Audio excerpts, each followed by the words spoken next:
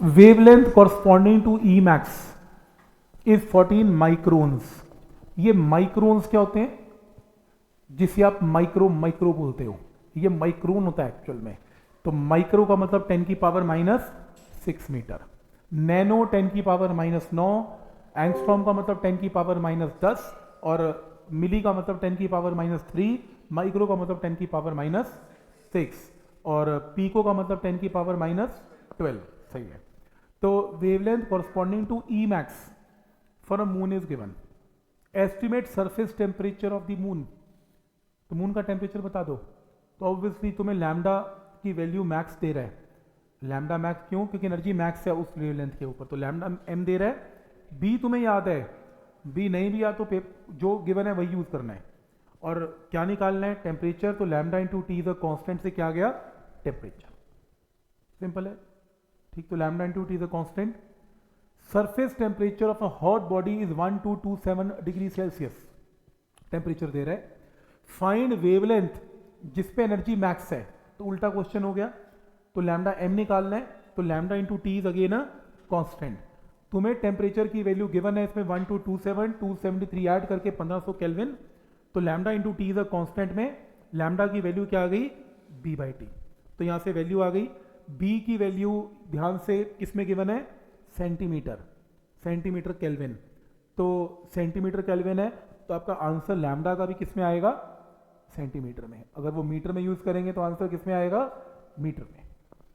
Clear है? Formula कैसे लगाना समझ में आ रहा है? इसके अंदर ऐसे क्वेश्चन बहुत आते हैं, ये क्वेश्चन बहुत आता है ऐसा। Spectral energy distribution of sun has maximum at 4753 angstrom. तो अगर सन की बात करें और सन का एनर्जी डिस्ट्रीब्यूशन बनाएं तो उसका लैम्डा मैक्स आता है, इस पे आता है। If temperature of the sun is 6050 kelvin, temperature भी दे दिया और लैम्डा भी दे दिया। What is temperature of star for which this max is 9506 angstrom. तो आपको अब उस स्टार की बात करनी है जिसका लैम्डा मैक्स आपको दे रहा है, उसका टेम्परेचर निकालना है। तो इसके अंदर पहले सन के लिए लगा लो lambda into T the constant B, फिर स्टार के लिए लगा दो लैम्डा इंटू टी द कॉन्स्टेंट बी, या शॉर्टकट लगा दो lambda T into T the constant का मतलब एक बार सन के लिए एक बार स्टार के लिए। स्टार का टेम्परेचर निकालना है, यहां से वैल्यू आएगी। ठीक, तो इसके अंदर एक मैंने करके नहीं देखा, वैसे हो सकता आंसर आ भी जाए। तो एक स्टूडेंट मुझसे बोला कि ऐसा कर लें, इसकी चाहिए ही नहीं वैल्यू मेरे को। मैंने कहा क्यों? क्योंकि वो कहता है lambda into T the constant लगा लेते हैं। देखो ना, स्टार के लिए लगा लेते हैं lambda into T the constant, answer आ जाएगा।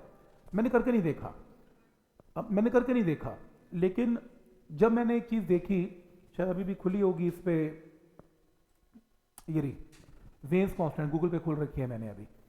तो बहुत books lambda 1 T1 lambda 2 T2 पे काम करती हैं। मैंने भी सोचा लैम्डा 2 कांस्टेंट तो आंसर तो आ ही जाएगा, बी तो मैं याद ही है आंसर आएगा। पर लेकिन जब इसमें वेन्स कांस्टेंट को देखा, बुक्स में लिखा नहीं हुआ, वेन्स कांस्टेंट की जो वैल्यू से निकाली थी वो प्लैंक्स कांस्टेंट पे डिपेंड कर रही है, स्पीड ऑफ लाइट पे डिपेंड कर रही है। अब स्पीड ऑफ लाइट मीडियम के साथ चेंज हो सकती है, अब बी चेंज हो सकता है जिस मीडियम में काम कर रहा है।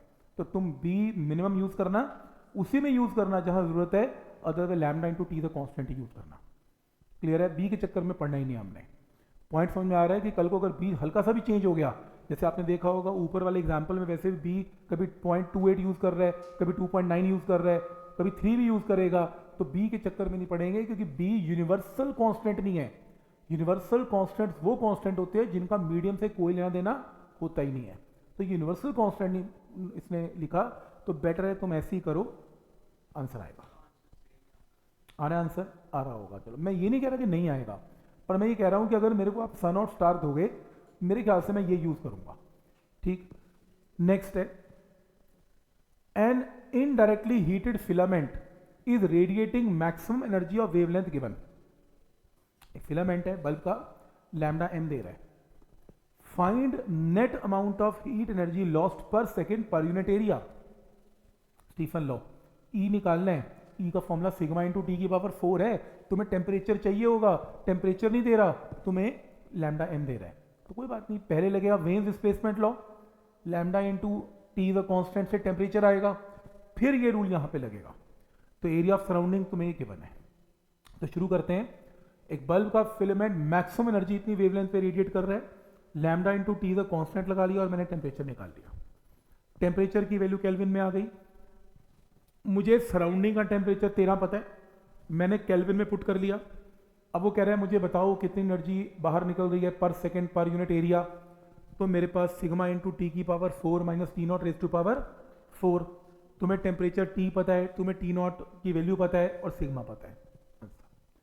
और सिर्फ यही नहीं, +2 में एक चैप्टर आएगा एटॉमिक स्ट्रक्चर, तुम केमिस्ट्री में करके भी आए एटॉमिक स्ट्रक्चर। इलेक्ट्रॉन एक्साइट होकर नीचे गिरता है, वो कहता है कि रेडिएशंस आ रही हैं, उन रेडिएशंस का टेम्परेचर टी है, रेडिएशन का टेम्परेचर टी है, टी रेडिएशंस आई और बताओ आइंस्टाइन की फोटो इलेक्ट्रिक एमिशन से फोटो इलेक्ट्रिक एमिशन होगा कि नहीं होगा। अब होगा कि नहीं होगा, थ्रेशोल्ड वेवलेंथ चेक करते हो, थ्रेशोल्ड वेवलेंथ के लिए तुम रेडिएशन की वेवलेंथ निकालोगे, लेकिन तुम्हें वो रेडिएशन की वेवलेंथ दे ही नहीं रहा, तुम्हें तो स्टार का टेम्परेचर दे रहा है। तो टेम्परेचर से वेन डिस्प्लेसमेंट लॉ से पहले क्या निकलेगा, लैम्डा, फिर स्टार्ट होगा फोटो इलेक्ट्रिक एमिशन।